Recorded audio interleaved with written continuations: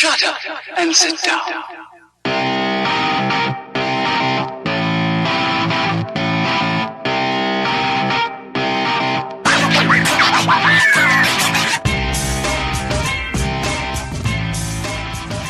Hey, welcome everybody to episode 17 of the Realest Guys Podcast.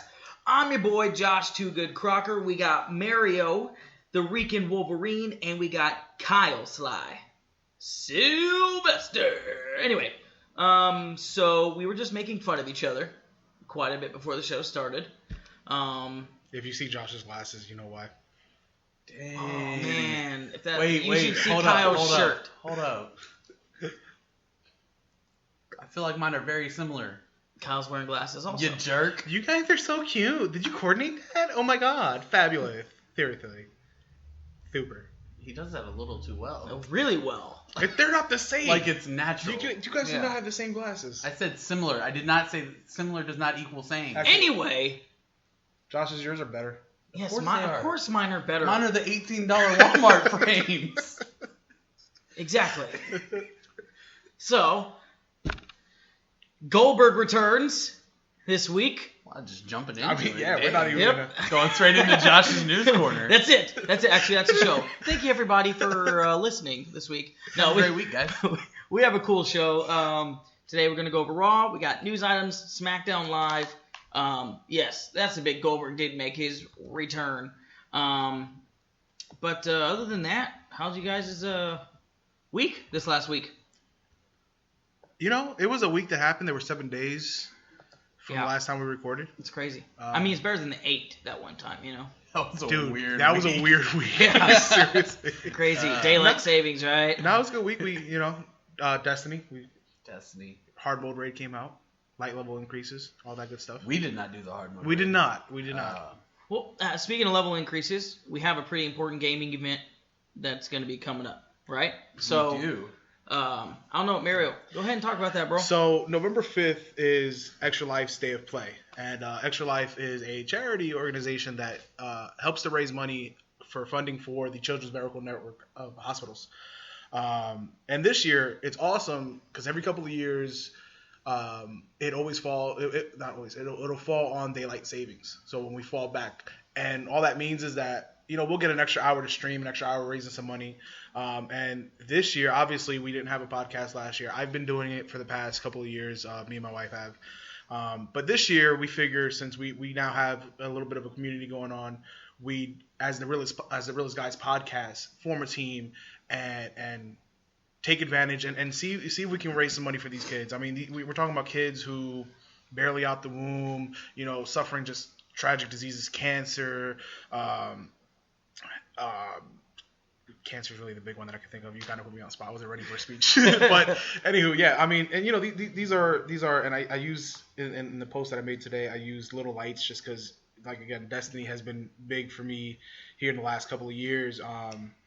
And seeing what that community as a whole did during DestinyCon or CommunityCon a couple weeks ago, where they were able to raise $500,000 for St. Jude's. I mean, these are just people who are just gamers at heart, who understand that as a child you should be afforded the ability to just be a kid, and the wonderful thing that these hospitals do is they grant kids that opportunity, kids who otherwise wouldn't have access to medical care, who otherwise would have to deal with a whole bunch of crap in their lives, that these hospitals help to alleviate that issue, and they help to alleviate the family's pain, because it's not just the child that's going through it. Obviously the parents are going to go through it. Anytime a parent has to bury a child because of any reason, let alone diseases or sickness, stuff that we can work towards to cure is a shame. So, thanks for giving me the chance to speak about that. But November 5th, from 10 a.m. Central Time, since we are in ATX, till Sunday, November 6th, 10 a.m. We'll be streaming over on, you can find me on my Twitch channel, twitch.com/RicanWolverine. Kyle's going to be streaming over at twitch.com/TheSlyGuy. It's that Sly Guy. And then we'll also be streaming on the Realest Guys podcast page. We'll be hosting our individual streams as well. Join us. If we're just trying to, our goal as a team is to raise $500. My wife, like I said, and I have been doing it for the past couple of years, and we raised 25 one year, we did 75 the following year, so we were kind of tracking up, and we really want to be able to raise that $500. We'll be doing some crazy stuff, like certain milestones. I did say if we raise 500 mil. I'm sorry, 500. Yeah, that'd be dope. $1 million. if we raise $500, I'll wax my legs on stream. I also said that one. We will do that live on stream. Live on stream, we'll be waxing our legs, Kyle and I. If we raise $100, I'll be shaving my head bald, chrome doming it. Be doing that as well. Okay. We're talking big razor bald. Yeah, like we're talking not just buzz cut. We're talking straight chrome dome Goldberg in the mid '90s since he did come back. And then we'll be giving out some gift cards like GameStop and stuff like that every couple hours and stuff. So definitely join us over there at Twitch. We'll put a link in the description of the episode for the channel, the team page. If you feel in your heart that you want to donate ahead of time, that's cool. Still tune in on stream to catch us, and hopefully we can reach our $500 goal. Yeah. Thing that Mario didn't hit on. One is I'll be streaming that Saturday, but I've also broadened it out to Friday, Saturday, Sunday, and then that following Monday night. So I'm going to do that full weekend. Anything that I do on stream is going to go towards the charity. And then something kind of fun. We keep it kind of PG on the podcast. Are you doing a swear jar too? We keep it PG on the podcast. We have one of my best friends, Mario's new friend, Chaos, is streaming with us. Yep. He's also got his channel, twitch.tv//ChaosX777X. And the three of us are all kind of rageaholics when we game. Yeah. And we get some foul mouth sometimes. I asked my friend today actually if she could make a swear jar for me, and she was like, "Oh, why?" I said, "Well, I try to keep it PG 85% of the time, but when I game, I can put sailors to shame, and in an event like that, I'm gonna try my hardest not to be that guy. But since it's for the kids, I figure if I'm gonna curse, swear jar, and whatever money that gets added on, that gets put in there, I'll be adding on to my donation during my time on stream as well." And the same with me and same with Chaos. We've both picked up. We're going to do the swear jars as well. So cool. Come out to the stream. Yep. Call us out on our foul mouths. Yeah, seriously. Yeah, dope. So we'll have the Twitch links in the bio of this episode on YouTube, on iTunes, SoundCloud, wherever it might be. So if you missed any of those, Twitch links, like I did, there's a lot of them. So go ahead, head to the check the bio. description below. Yeah, the description. Anyways, guys, welcome to episode 17. We are the Realest Guys Podcast. You can find us on Twitter, Realest Guys PC. I don't want to get too much into any more advertising. I want to get into the show. So, because we got some important stuff out of the way in the beginning, which I really liked. Yep. So we're gonna start off the show. We didn't have a pay-per-view. Nope. but I would say Raw, while not obviously pay-per-view quality matches, did definitely the moment there at the end would be pay-per-view quality. Yeah. Well, I would say classic Raw quality. Really used to put Raw over the top. Exactly. And honestly, Raw as a whole, I actually enjoyed it, and I know last week I was super salty. But like this past week's Raw kind of reinvigorated my passion for the show. Just top to bottom, the card was pretty good. The crowd, for me personally, I love the Denver crowd, and they really kind of amped up the show. They gave it that big show feel. They were hot for all the right moments. It wasn't the obnoxious CM Punk chants. They were in the moment, they were in the show, they were enjoying themselves, and when that comes across on the screen, it helps the viewer, I think, at home really feel for it. But anyway, let's get into breaking it down. We open up Seth Rollins against Chris Jericho. They had a little promo back and forth talking about what happened the week before. Kevin Owens comes out, gets involved, and Mick Foley makes a match, Jericho v. Rollins, with Kevin Owens in the back. It was a great match. These guys have awesome chemistry, and I know Jericho. This has been, and Josh, you and I have said it in the past weeks, and I think Kyle has echoed the statement as well. Chris Jericho's on his game right now. Like, this is the best Jericho that I've seen during his many returns, you know. And I'm loving the teases now. Now we're moving to that stage from it was the best friends forever and ever and ever and ever. And now we're starting to see the cracks in that armor, right? You know, so that's going to be a good story to watch play out. I think you said these guys have really good chemistry.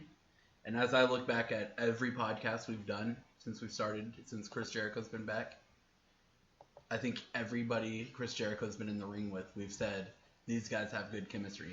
At some point in time, I don't know if it's chemistry or Jericho is just that good at elevating talent around him. Yeah. And obviously Seth Rollins doesn't need to be elevated that much.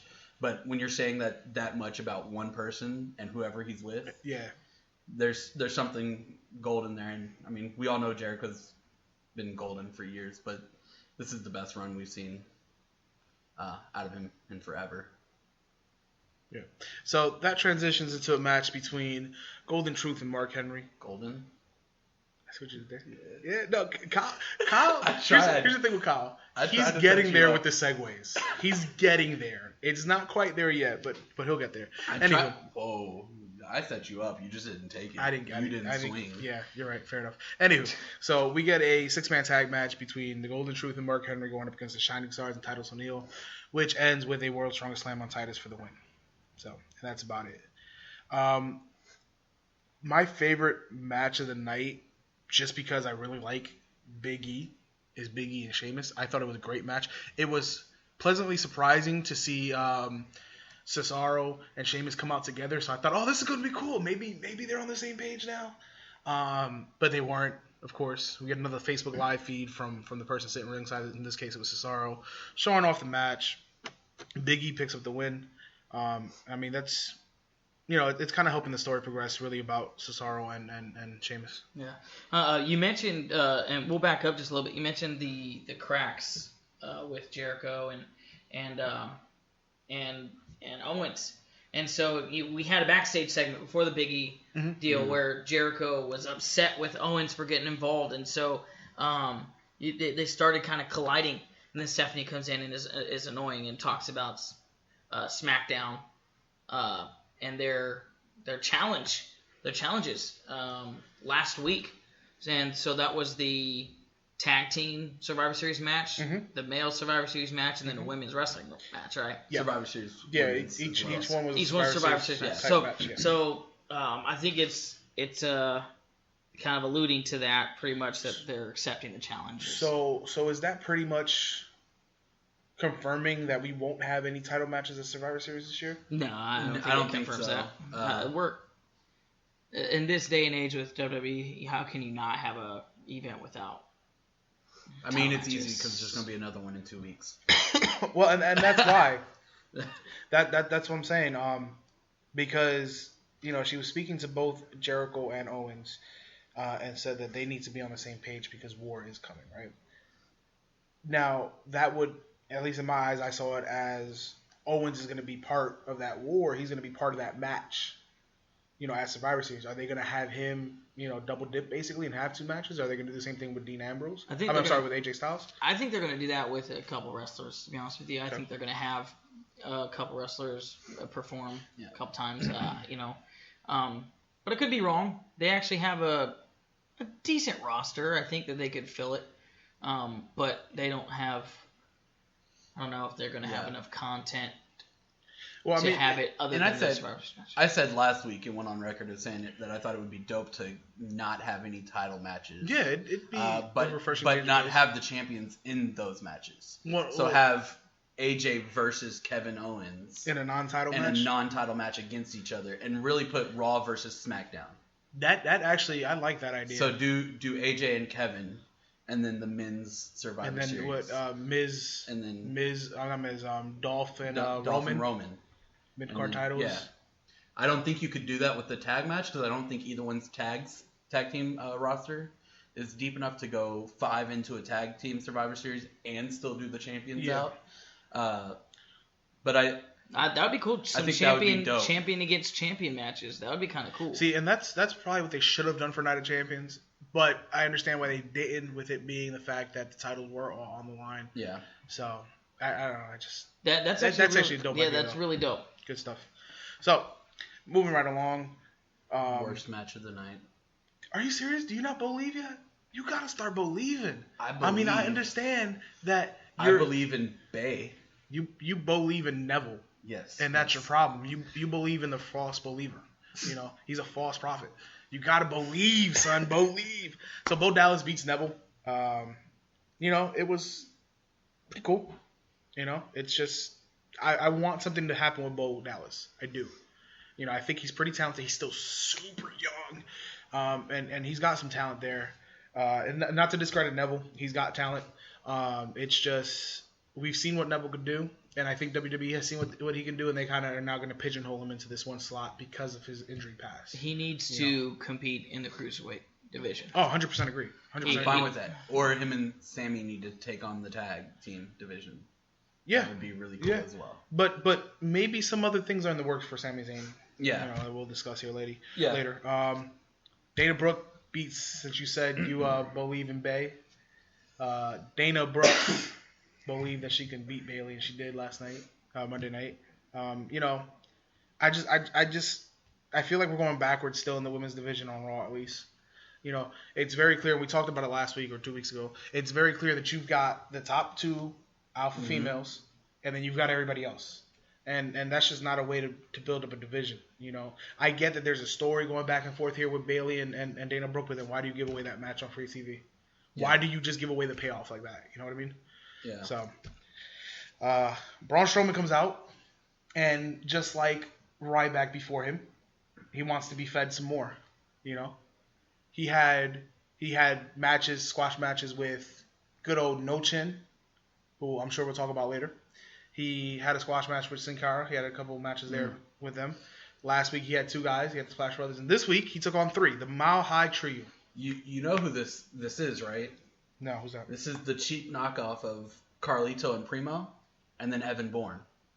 Wow. If you saw these guys live, or if you can look at them in the picture, yeah, they're cheap understudies. I can see it. Speaking of, well, never mind. I'll bring that up a little bit later. But anyway, Braun Strowman 1-on-3 picks up the win again, and proceeds to start telling the guys in the back, Mick and Steph, that dude, if you're not gonna feed me what I want, if you're not gonna give me the top tier competition, well, I'm just gonna go back there and I'm gonna take matters into my own hands. Which I gotta say, Braun Strowman is starting to really win me over. Yeah, I was just thinking that. Yeah, he's coming. He's developing really nicely. Did you see his drop kick? He did a drop kick. Dude, that man is like bigger than a house, weighs like a truck, with the speed of a cheetah. Like, he's redonkulous. You know who he needs to go up against? Who? Brock Lesnar. Oh, I was thinking somebody else. Who are you thinking, Big Show? No. Who? Husky Harris. I see why with my comparisons. I see why. But, dude, I like where you're thinking. I don't think WWE would do it. Brock Lesnar has this, aura of invulnerability.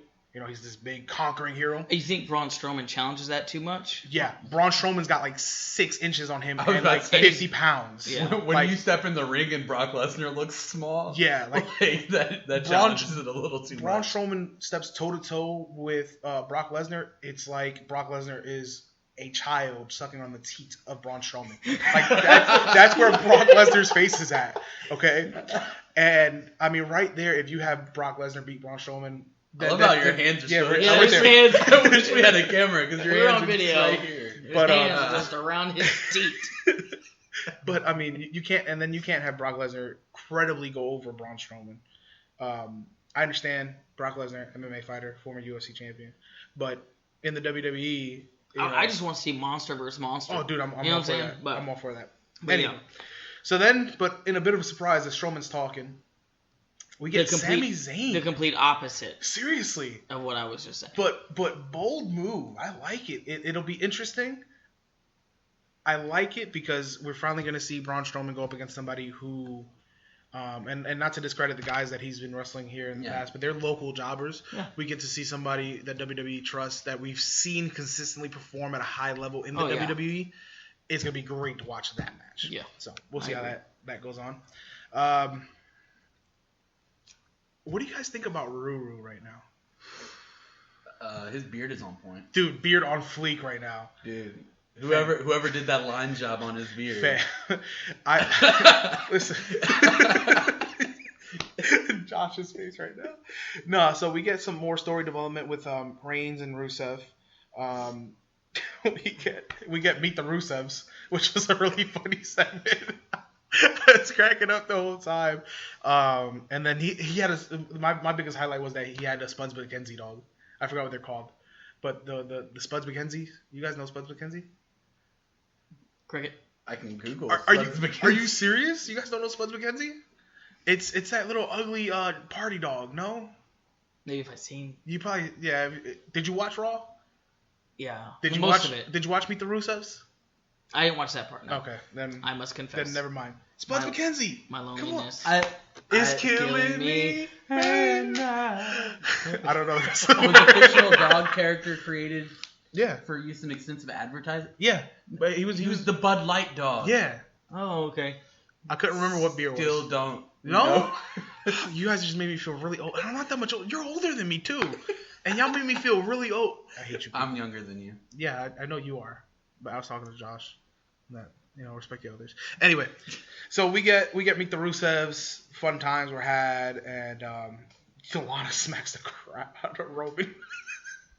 And Rusev ends it by. I don't know if there's one guy who's been slapped more in this last year than Roman Reigns. I don't know of one guy more deserving of all those slaps than Roman Reigns. But the guy, I could name a couple. But the guy has been freaking Stephanie McMahon.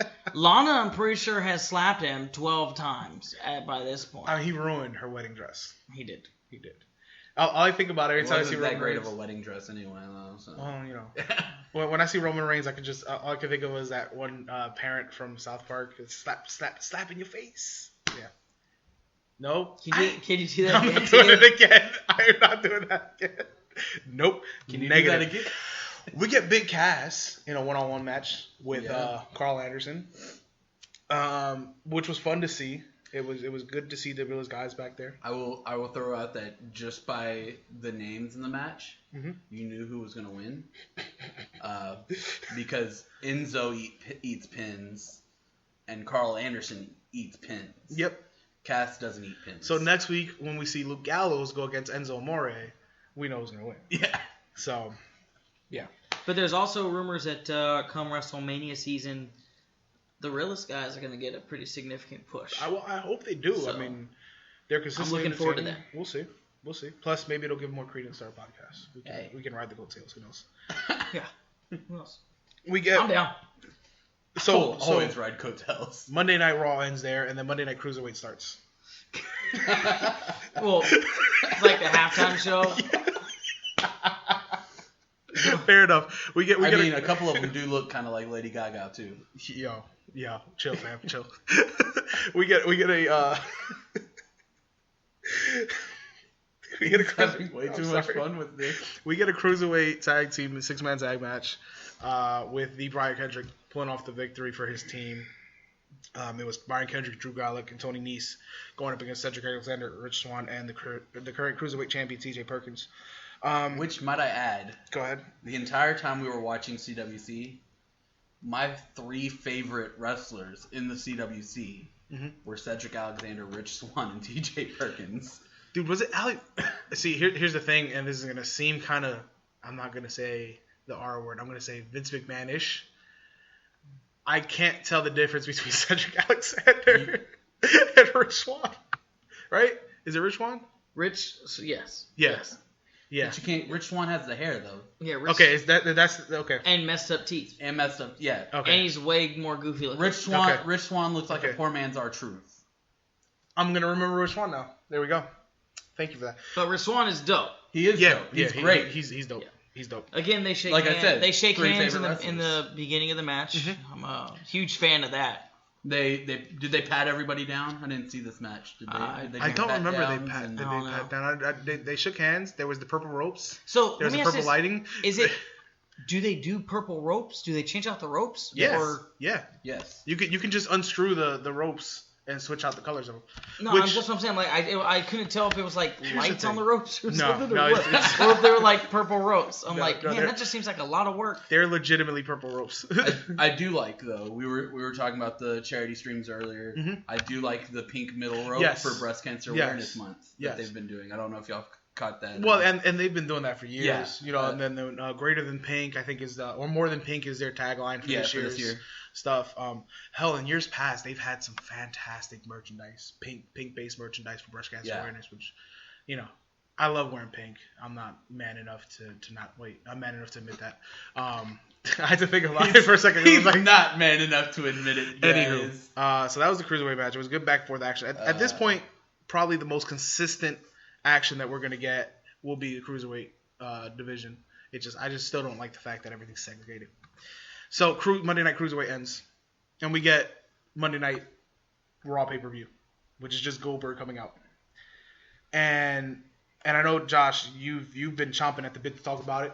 So I'm gonna heed my time to you, sir. You can take the lead on this one because I know you were a big WCW mark growing up, and your boy's back. Goldberg.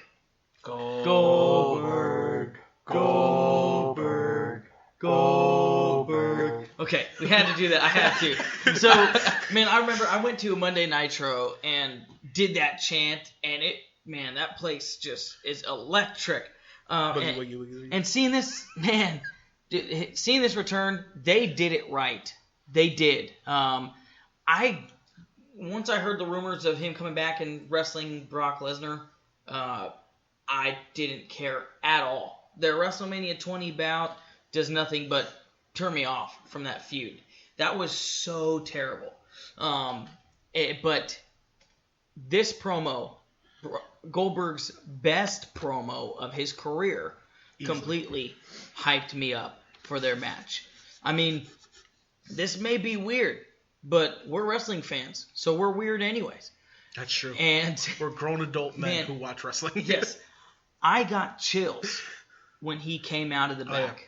I got chills when he stepped into the ring and started tearing up. I got chills when he went out and started, greeting the fans. He picked up his son, put him on his shoulder. Completely different guy than what we've seen in the past, even just better. And his final lines, man, of, Brock Lesnar, you're next, but also means Brock Lesnar, you're last. And just drop the mic. Mm-hmm. Boom. Killed it. Yep. It was awesome. Yeah. Kyle, you were another WCW guy, right? I was. What were your feelings watching it?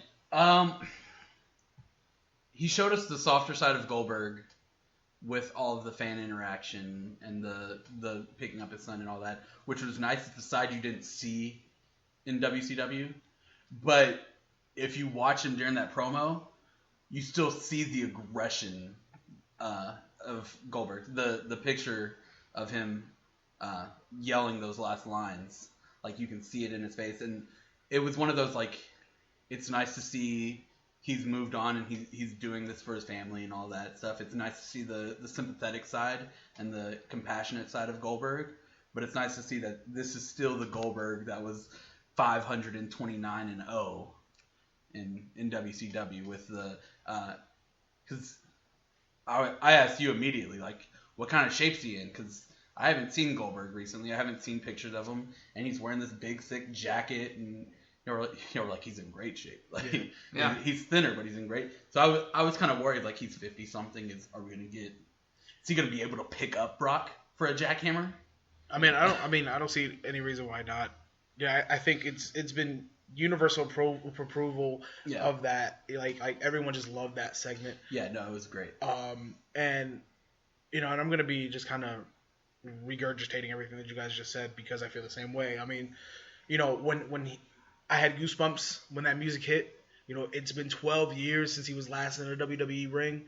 You can tell that the crowd's reaction got to him where he needed to take a second to then get back on the turnbuckle, yell out, "I'm back," and that kind of snapped him back into that zone. Yeah. I mean, he was tearing up.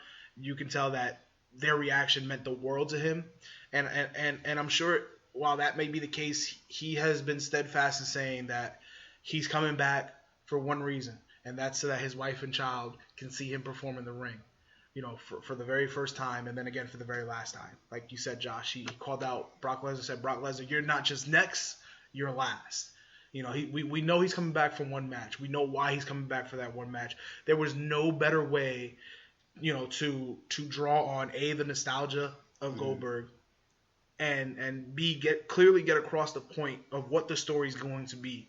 Is Goldberg's here for his son, Goldberg's here for his wife, and we're gonna see that play out.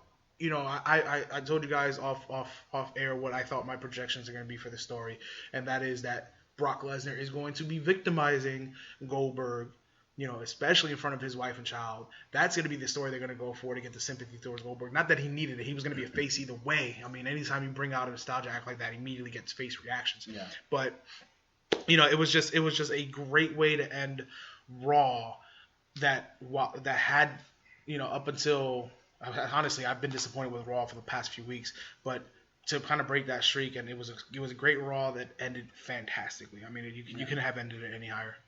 Yeah, and I think you kind of touched on the thing that was key to me, like him coming back made me feel like WCW. It didn't make me feel like Goldberg's run in WWE. Yeah, and that's what like a lot of it was. I was afraid of was Goldberg's coming back to fight Brock. We're gonna get to see his crappy WWE run all over again. Mm-hmm. But he has an entire different kind of like aura around him because of I'm doing this for my kids. I'm doing this. Even the highlights throughout the show, they highlighted primarily Goldberg in WCW. Yeah. They're like, WWE. Nope, we're gonna shut that. Yeah, but they showed The Rock, his segment with The Rock, and then they showed him winning against Triple H. And, so. I mean, they really capitalized. Even all the announcements was primarily WCW. I mean, they came out and said the greatest champion WCW has ever seen. I don't know about that. I mean, we are still on good terms. We're talking about Sting here, but we are on good terms with Sting, and they are on good terms with Ric Flair. Well, they have to pump it up, regardless. That's just Michael Cole being Michael Cole. Yeah. So, but no, it was great. I'm looking forward to it. Goldberg did have a record that increased 7 fights every match he had. I mean, so. that was Brian Kendrick was Goldberg's accountant at the time, so he was keeping track of the matches. Okay, yes. That's I don't know why you would have your accountant keep track of your record for you. Because he's accounting the matches. Oh. That's why on Monday Nitro he could be 35-0, and by the time Thunder came out on Wednesday, he was 63-0. Which would actually be news breaking, kind of like our next segment, Josh's News Corner. I like the added effect there at the end. Our news station just blew up. Yeah, it was actually an airplane just flew over. That's what it was. Oh, too soon. Yeah. Oh, flew over. Never mind. Wow. Okay. So, hey, all right. So we got Josh's News Corner. Got a few different items to go over today. I don't know if you guys are aware, but there's a certain women's wrestler who's suspended again, who proposed to a former WWE competitor by the name of Alberto. I think when he was proposed to, he was El Patron or something, but I don't know. Presidente. Yeah, whatever it is. So, Paige proposed to Alberto Del Rio. So that's kind of weird. But apparently Paige's dad doesn't like the idea of it. It's just strange. I'm old school, man. I'm not with the modern age of women proposing to men. I'm old school. I like the idea of a man proposing to the lady. But either way, I've got no problem with the proposal aspect of it, with that part of it. I have a problem with the fact that we just talked about this last week. She's 24. He's like 48. He's still married, for the record. His divorce isn't finalized. He's still married, and even his wife, because still married. His current wife came out and said, just remember that you guys are planning all this stuff right now, and you're proposing to him, and he's out here with you, but he's still not divorced. So just keep that in the back of your head, Paige. This is also a 24-year-old Paige who was engaged not that long ago and Well, called it off. I'm gonna go Total ahead and Divas. say Total Divas. That was just a storyline, I think. You mean, think? I believe about 0.3% of whatever's on Total Divas. I don't in most believe reality much, shows. but I think big things like that are typically. I mean, I could see it, but again, I just, she's. It's just weird. This okay? is a train wreck of a story, and I said it last week, and I'm going to repeat myself again this week. I just hope that whatever she's going through, and if this is legit, hey, good on them. Have fun, guys. Enjoy your time. You guys live your life. But, she just, I just hope not to wake up when, next week and find out some crazy stuff has gone down, It's just weird. It is. I mean, yeah, it's weird. But anyway, It wouldn't be as weird if it was a different recipient of the proposal. I just don't like Alberto. So if she proposed to you, Del- Kyle, would you be okay with that? If her name was Bailey, yes. But not into the Paige. Okay. all right, let's turn the page. Of the newspaper. Awesome. So, I don't know. We talked about it last week. I think Hideo Itami got injured again at a house show. Mm-hmm. So, we didn't really know the severity of it, but it's actually brighter news for him. He'll be back in a couple months as opposed to him having surgery and being out about 4 to 6 months. So, I'm looking forward to him coming back. He's sooner still than missing later. the Dusty Classic, though, correct? Yes, he's not currently performing there. But anyway, so hope for a speedy recovery. In reference to another surgery, Undertaker was seen, on a picture. He was wearing crutches at a Starbucks. So everybody likes Starbucks. Even the dead man. Yep, true that. So yeah, he had crutches. Everybody was flipping out. Just, man, what's going on with Undertaker? Man, he's old. He's falling apart again. So his wife comes out, and she does say that he did have some minor hip surgery, and so did JR on his blog. Said he had minor surgery, but Look, the guy's like, what, 55? I mean, I get Undertaker is a legend. I do. I understand that. I respect him for everything that he's done for the business. But he's 55. I mean, are we really surprised that he would be walking around for 55 and has wrestled for 20 plus years? Are we surprised that he's walking around in crutches? Should this have been something that people kind of took and ran with? I don't think so. I just think that, and again, I love the Undertaker. I love what he's done for the business, and I mean, growing up, he was one of my favorites.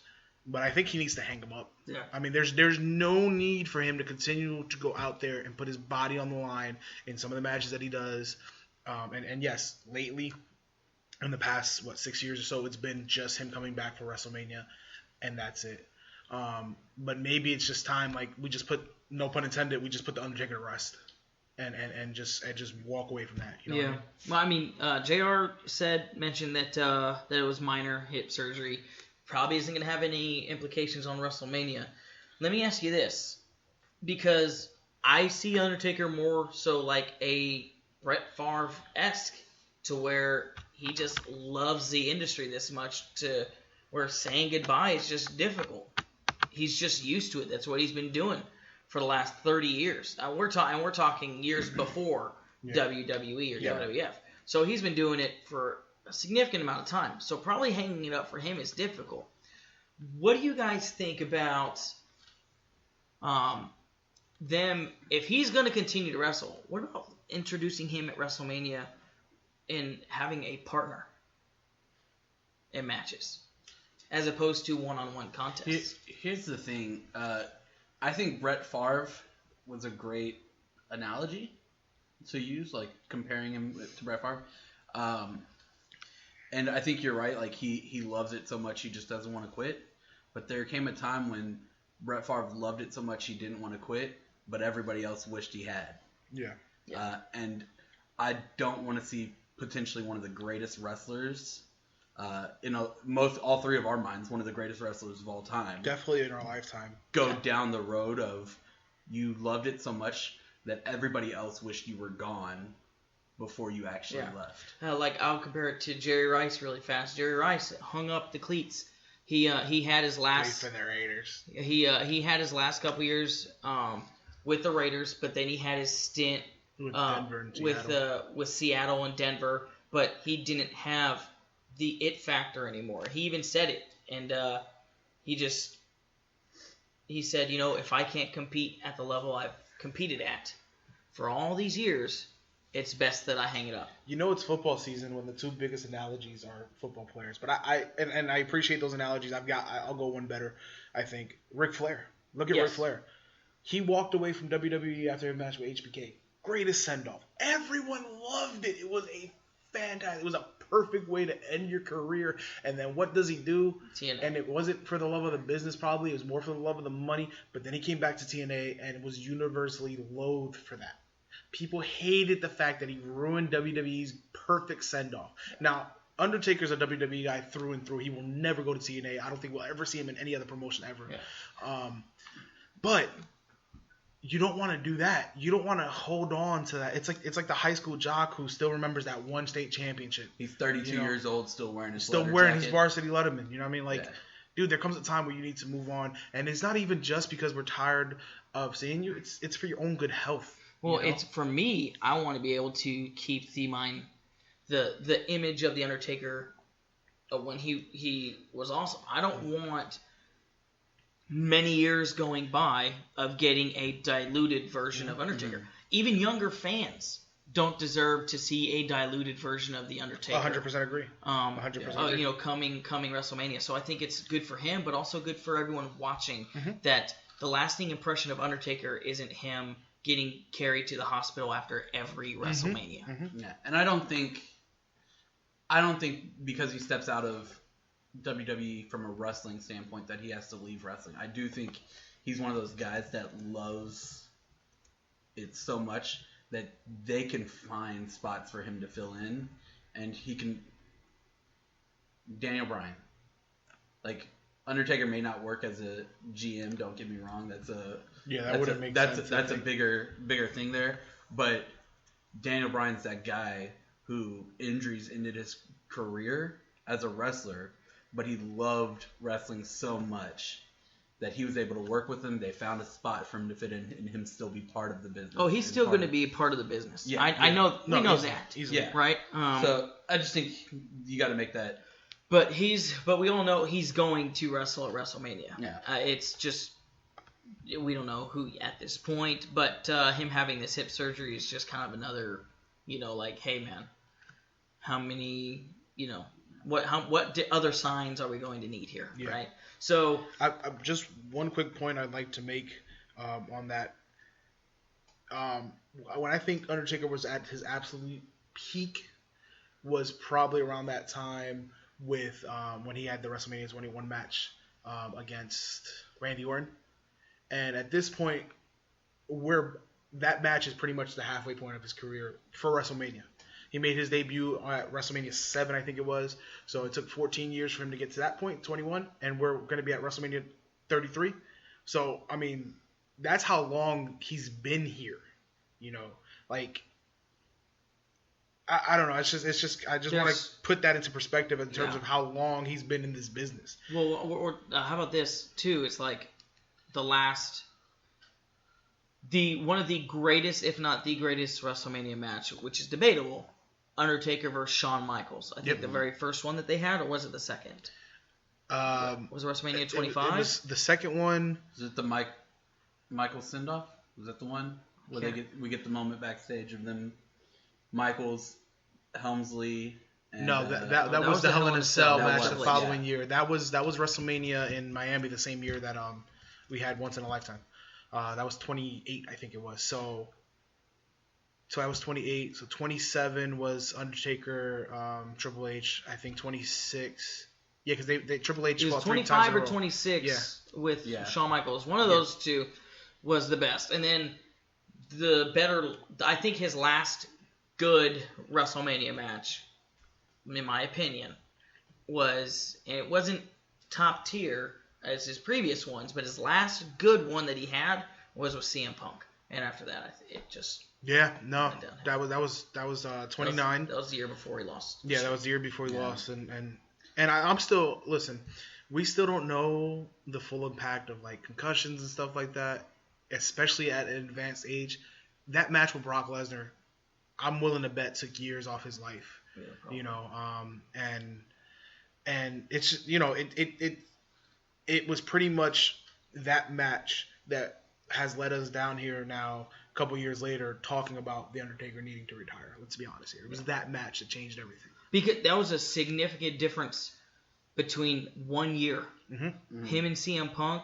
The Undertaker did look older, but he still was spry. Yep. And still put on a clinic.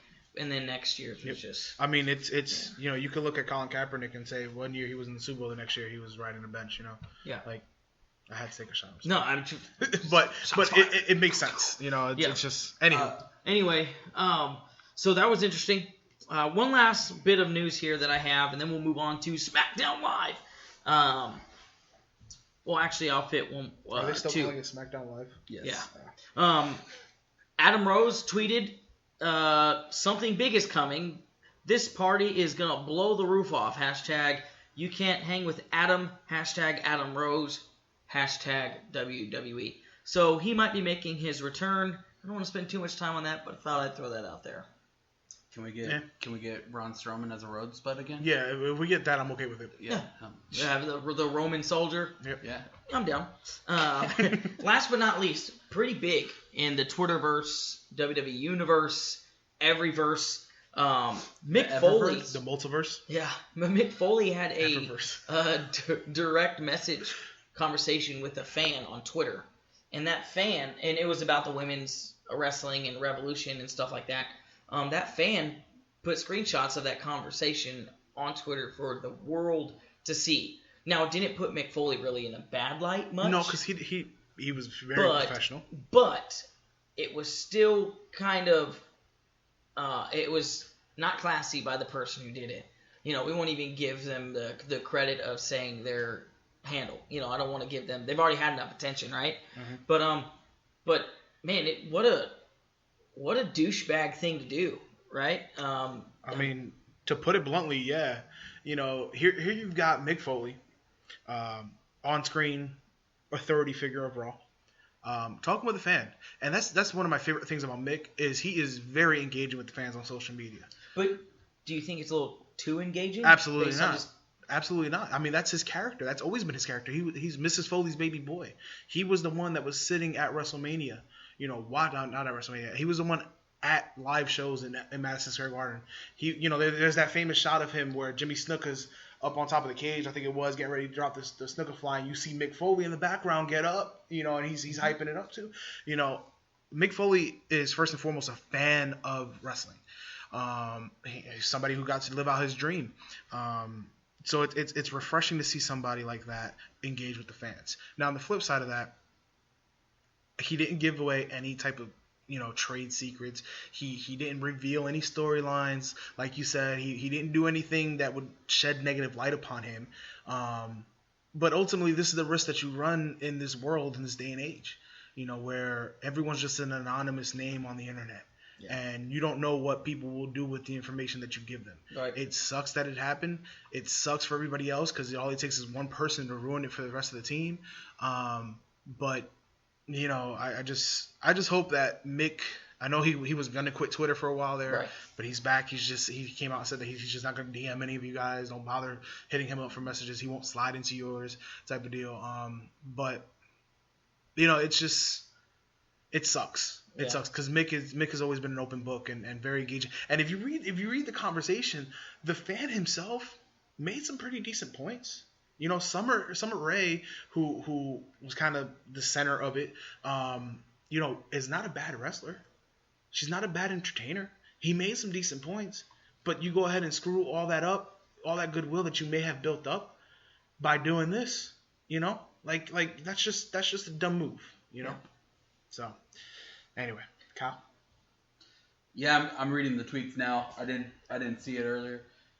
I think Mick Foley handled it very well, even to the point of he kind of gets attacked at one point, and he comes up and says, "Hey, if I'm giving you the courtesy of we're having a conversation in DMs, at least be respectful with the way we converse with each other." But yeah, I disagree with the fan. I don't think Summer Rae Well, can. here's the thing. She's not bad. It wasn't. Honestly, the whole thing wasn't even the content of their Yeah. discussion. It was the fact that it got released in Yeah, the first place, yeah. right? So, But I don't think Mick Foley did anything. No. There is nothing here that you can say, oh, Mick Foley's wrong for saying it. I guess the question It's- ultimately. Go ahead. It's not Hulk Hogan's recordings getting publicized. Yeah. I guess ultimately. I'm sorry. It's a bummer that Mick Foley's not. I didn't know he replied. Yeah, he replied to DMs. He did that a lot. I want to go DM him now. I guess the biggest question is this: did Mick Foley have a reasonable expectation of privacy in those messages? that's what I was going to say is that, I mean, you really risk quite a bit, though, at least from a PR standpoint. Mm-hmm. You know, being a celebrity figure, I mean, it's your risk if you doing that. So, without further ado, we're gonna go ahead and wrap up Josh's News Corner. We're gonna head it off to Kyle for SmackDown Live, the show that has been kicking butt, but I think kind of took a step back this week. Yeah, I think it took a step back too. We get an opening segment. Dean Ambrose, talking to the chin that got the win. James Ellsworth. And I think, correct me if I'm wrong, this is the spot where they announced the match? Josh? This is the spot, correct? Which match? That they announced that, the James Ellsworth and AJ Styles are going to have a championship match. Oh, they're not. Really? With the title on the line for the main event of SmackDown. I didn't watch SmackDown. They announced that on Talking Smack last week. Yeah. They did. You're right. That's not where. Sorry, where it was. I was getting a drink. Everybody that's listening, I wasn't ignoring Kyle. I was. should have just way. put some behind the scenes video. No, Yeah. My bad. That was on Talking Smack. But we get. This is where they announce the hottest shirt on WWEshop.com right now. James Ellsworth's face. Shop WWE Shop. Stop WWE Shop. Yeah. I can't with you guys. This episode is going We're downhill off the rails now, guys. significantly. So we get that little moment. Really, I just wanted to say the chin that got the win because I love that moniker for him. But then Randy's walking out to the ring. You love that, don't you? The chin that got the win. Who's Randy? Randy Orton is walking out to the ring. And as he's walking up, the Titantron pops up Bray Wyatt laying in a casket with a bunch of sheep around him. Sheep. Yeah, some bad people all around him. Oh. That was so bad that it was good. And he promises Randy that he's going to take him on a journey just as soon as Luke Harper's done with him. To which we get the Randy Orton-Luke Harper match, first match of the night. Really, really fun match. Luke Harper, I think, has potential to be in the main event. Dude, Luke Harper's awesome. He's for a man of his size to be that quick, that agile. Remember everything I said about Braun Strowman? Luke Dude, Harper does times 10 with Luke Yeah. Harper. Except Harper's a couple inches shorter and a little bit smaller than Braun, but still. But as the match is going on, Bray Wyatt actually starts coming down to the ring, laying in the caskets still with the sheeple, as you like to call him, rolling him down to the ring. He gets down to the ring, he gets out of the casket, closes it, and multiple times throughout the match he tries to get Luke to throw Randy into the casket. They didn't announce anything. I'm thinking maybe a casket match, maybe a tag team casket match in the future. That'd be interesting. But finally, Tag team casket match. that would be cool. You're just going to lay a dude on top of another dude. No, you have two. No, you have two two caskets. Two caskets. Oh, okay. You got to get them both in the casket. Okay, yeah. Obviously, it just was a weird picture. What were you thinking? We were both rocking with it, and you're like, two dudes in a casket. That's the new shop website. Two dudes, one casket. It's just the show, guys. Off the rails. SmackDown just derailed us. But anyway, so Bray Wyatt finally interrupts the match. Randy Orton gets the win by disqualification. And he helps Luke get Randy Orton ready to throw him in the casket. And as he opens it up, none other than Kane is sitting there. He does the iconic sit-up, ab strength for days. I think he does DDP yoga. I know Jericho does. Dude, he's also a ridiculous politician in Tennessee. Yeah. No, Kane, but he does do DDP yoga. Yeah. I heard. I heard Chris Jericho does as well. Yeah. So not just you saying it, like his constant promos on Talk Facebook? is Jericho. Oh, Talk is Jericho, his he podcast. does it on Facebook Dude, too. he like plugs it like 18 times an episode. Yes. Yeah. So that leads to a little bit more depth to that feud. Everybody was wondering where Kane disappeared to last week. Apparently he appeared in the bottom of the casket. I was not wondering. I thought he just changed the channel like everyone else did during that match. Wow. Oh. That match was actually pretty good though. That would have been Raw last week. Yeah, that's true. Yeah. Go from there to the good women's division in the WWE. The best SmackDown women's division. Yep. And we were talking earlier on Raw how they're booking their women's division kind of poorly. I think SmackDown's booking it really well. You have Naomi versus Alexa Bliss, the number one contender. If you didn't know she was, JBL told you 47 times in that match that she was. 48. 48. Oh, I'm sorry. My calculations were off. Please tell me somebody actually sit there and counted that. No. I'm sure somebody did. He did. He told you every 5 seconds. But that just goes to show that these two women are having a match that's so good that JBL's like, well, Alexa Bliss is the number one. Like, Naomi's doing really well, but Alexa Bliss is the number one contender. Remember who the number. And it was a good match. It was. I enjoyed it. Bliss gets the win. We all thought it was poor booking. Was it last week? Yeah, after the pay-per-view match. It was at the pay-per-view. At the pay-per-view, But again, Naomi gets the win. This is WWE's 50-50 booking. Yeah. But no, still a good match. Mm-hmm. Both great. Both these women are great athletes. You know, so I think they put on good matches. Yeah. But it's fake. Get out. You're fired. It's my house. Yeah. My house. That's what we needed the camera for. We go from there to Apollo Crews versus Apollo who? Creed? Yo, we haven't done that in weeks. Yeah. Shelton Benjamin? Titus O'Neil. I was trying to think of what other names I could. Rich Swann? Bobby Lashley? What was the other guy's name? Okay, Central Nelson. Yeah, versus Kurt Hawkins. At first, when we did that, I thought you said Apollo lose. That's what he said. Yeah, I know. That's but why still, I did say Apollo lose. I was mad at you because Cruz is my boy. But yeah, versus Kurt Hawkins.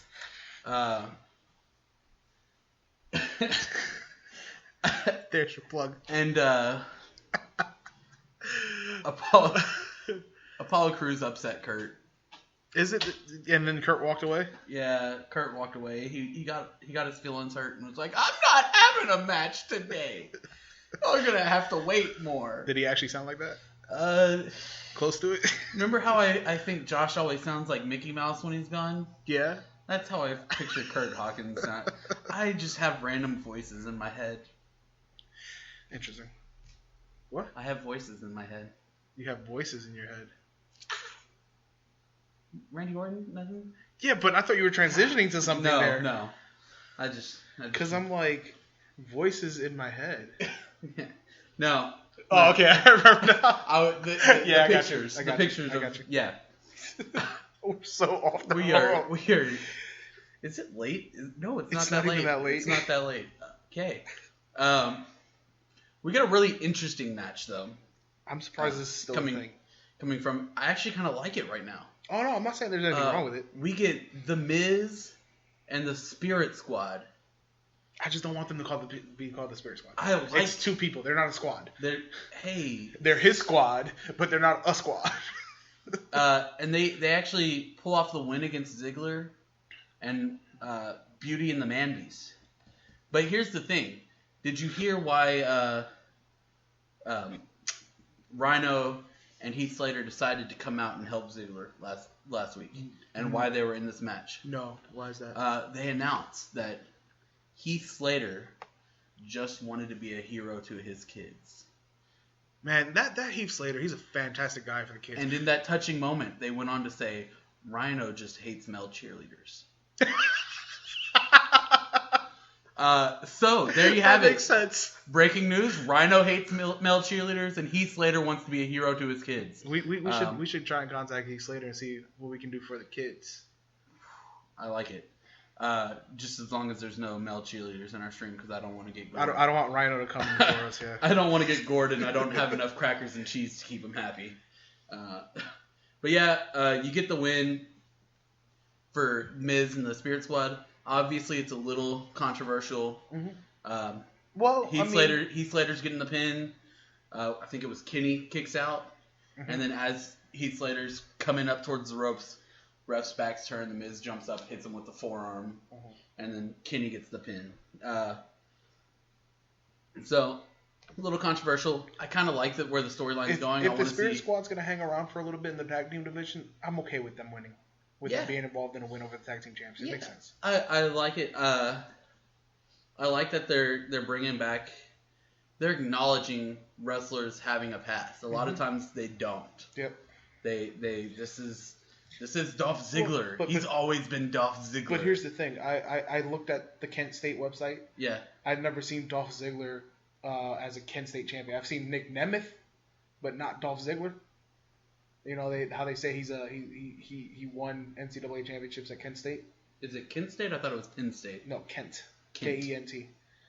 But I mean, the point is Dolph Ziggler never won it. Nick Nemeth did. Yes. You know, so they do. Obviously, they kind of play it by ear in terms of what they acknowledge in wrestlers' past and whatnot. Yeah, I'm just talking about them having. They acknowledge outside. They acknowledge that The Rock, played football. They acknowledge stuff like, but they not often do they acknowledge that Kane was a dentist in WWE.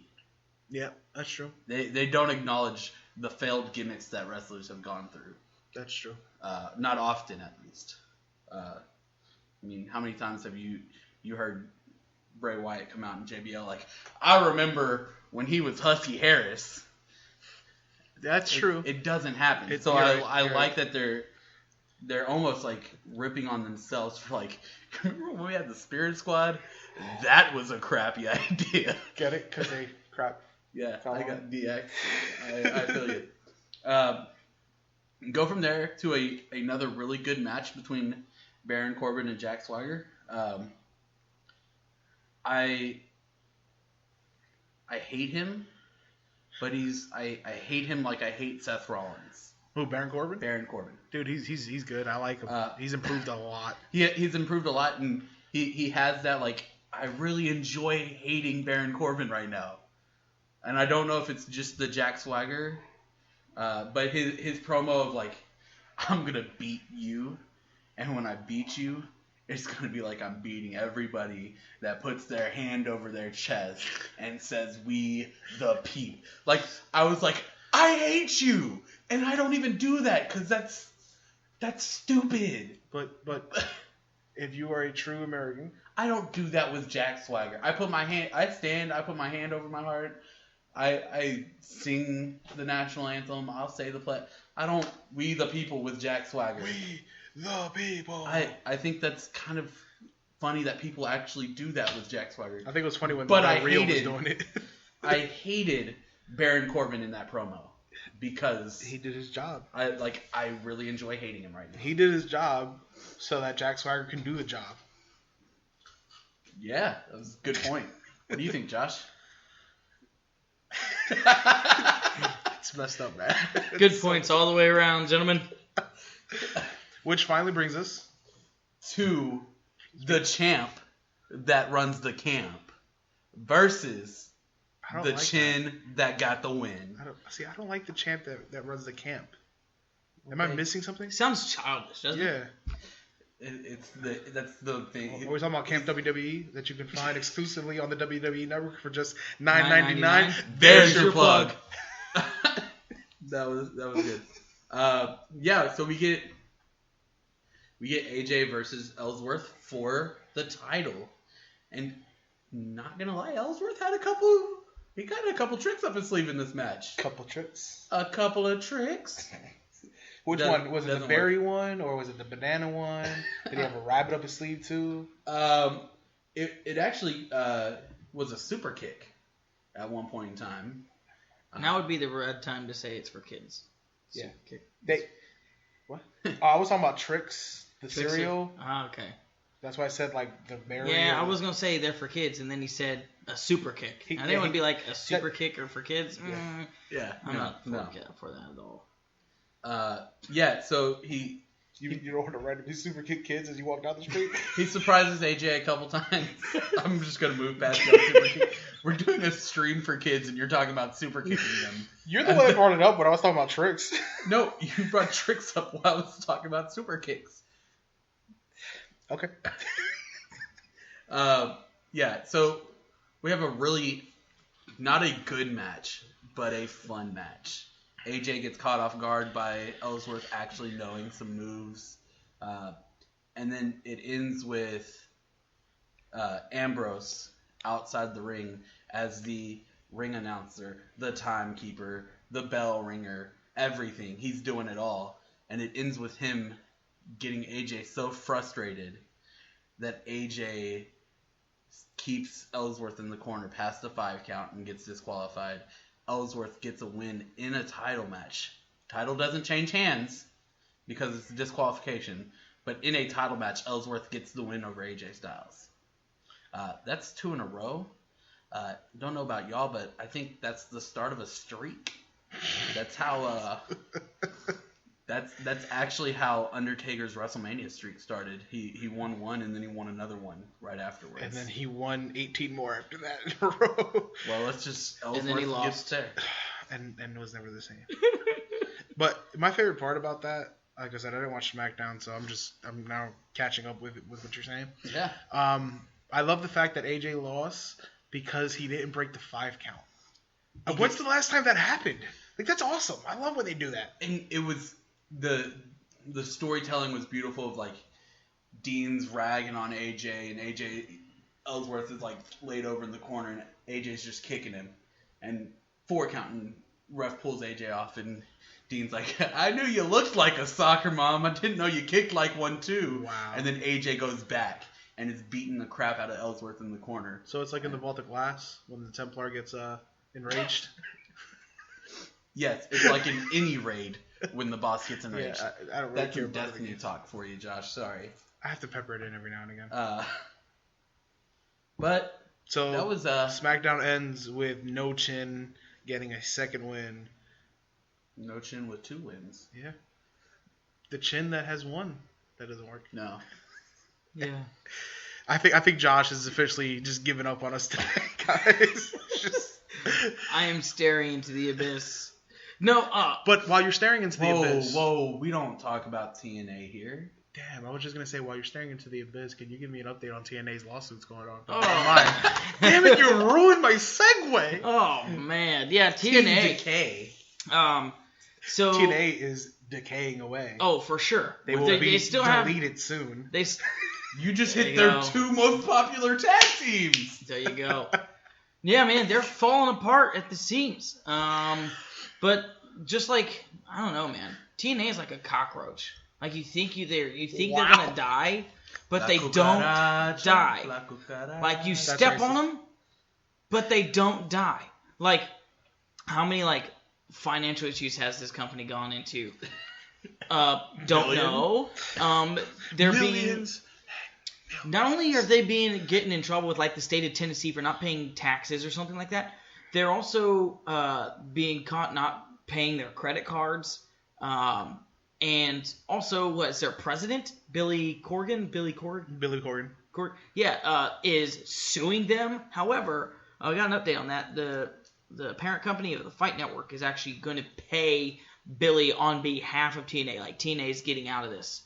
Ridiculous. But they still are, of course, having tax issues and stuff like that. So I don't know. Dixie Carter may be the worst thing that has ever happened to...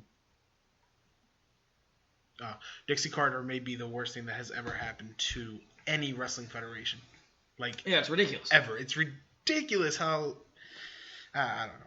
It just sucks because TNA's got some pieces right now. Cody Rhodes. They just started getting some additional pieces, but but the Hardys are back on top. Like I said, it's going to. I've always liked Abyss. It's gonna crumble, and someone's gonna pick up the pieces and rebuild it from the ground up. So I'm just waiting for that to happen because TNA just has such a bad name at this point. It's just garbage. So, but other than that, anything else? Yeah. One of my other segues is going to be while you're staring into the abyss. Did you find your favorite Survivor Series moment? That was going to be but we talked about TNA instead. Anywho, so last week we asked you guys if you could, if you had any favorite Survivor Series moments that you guys wanted to share with us, and our friend at the Realest Niche. The Realest Niche. Our boy, probably our biggest fan interaction. Yeah, by far. It's pretty awesome. I can dig it. He interacts every. Speaking of the Realest Niche, this weekend's his birthday, so. Man, happy birthday! Happy birthday, Nick. But he did sent me some of his favorite Survivor Series moments. First one being Shawn Michaels beating Bret Hart. And what was his exact quote, sir? I'm gonna PG this down. No, he said, "Let's get that dang Canadian out of here." You hear that, Bret? We all hate you now, even though you apologize.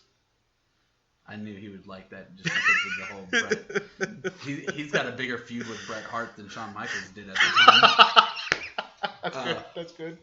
And then his real one was the first ever Elimination Chamber match. There you go. With Shawn Michaels coming back, boots, jeans, Shawn Michaels being Shawn Michaels. Soccer mom haircut. No, he was still rocking the hair. I mean, he had longer hair, but it was like a bob. His hair was on point. Kyle, what was your favorite Survivor Series moment? Dude, we talked about me being the WCW guy earlier. I have to say Ziggler coming back from the odds being against him, and then that moment where Sting lights go out, drops everybody, Ziggler gets the pin. That moment of like Sting coming back, Sting was my favorite WCW. Well, I mean, him being in a WWE ring was crazy. Yeah, so Sting was my guy in WCW. So that moment of getting to see him again in a promotion that wasn't TNA, like subpar, that had to be it. Just seeing that, the nostalgia of getting Sting back. So mine would have to be, actually, it's pretty much anybody can guess, but it's going to be The Undertaker's WWF debut at Survivor Series.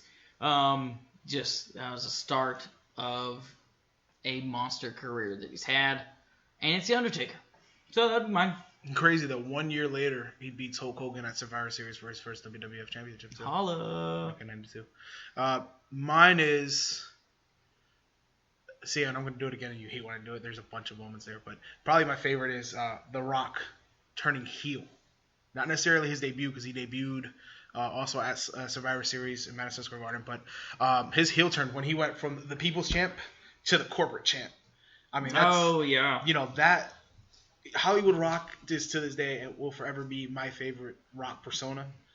But corporate champion Rock at the time could not be touched. He was ridiculous, and I'd be remiss if I didn't honorable mention Stone Cold Steve Austin getting hit by a car, just because that led to the famous "I did it for the Rock, I did it for the people" from Rikishi. Yes. But yeah, The Rock turning heel. Good times. Survivor Series. For next week, Kyle had a great idea. Kyle's idea was great. For our favorites, for what we were asking you to kind of like a favorites. Yeah, kind of. The idea is, let us know, one, what kind of favorite segments you would like to hear on the podcast. Yeah. And two, what your entrance theme would be. If you had to pick a theme, whose would it be? Who would you walk out to? Who? Or let's take it, a step further. Let's say it's the mid '90s, and licenses be damned. What mainstream song would you want to walk into? You wake up in the morning, walk out your door, and you hear, I don't know, CM Punk's music cut, or you hear the New Age Outlaws, or you hear Limp Bizkit start playing because, like I said, mid-90s. Keep rolling. Anyway. Oh, you didn't know? So yeah, let us know, and you can do that in a few different ways. You're still going with it. I am. I love you can let us know in a couple of different ways. You can find us on Twitter at Realest Guys PC. You can find us on Facebook, Realest Guys Podcast. We have an email. We have a website that you can send us a line to. Let us know. You can let us know in the comments of the YouTube section. Hell, if you're listening to on Spotify, you can let us know in the comments below this page.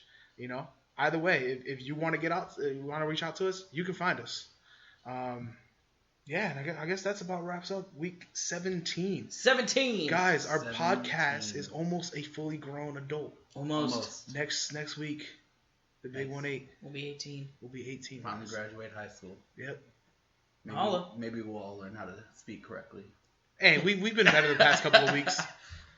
Yeah. So. Anyway, we have been the Realest Guys. You have been the audience. And I don't know how to end it, so. You don't want to end it? Well, we'll end it like we normally end it. Go ahead. If you haven't followed us on Twitter, like us on Facebook, subscribe to us on YouTube or iTunes or SoundCloud, we only got one word to describe you, and all three of us are going to spell it out for you. SAWFT. Soft.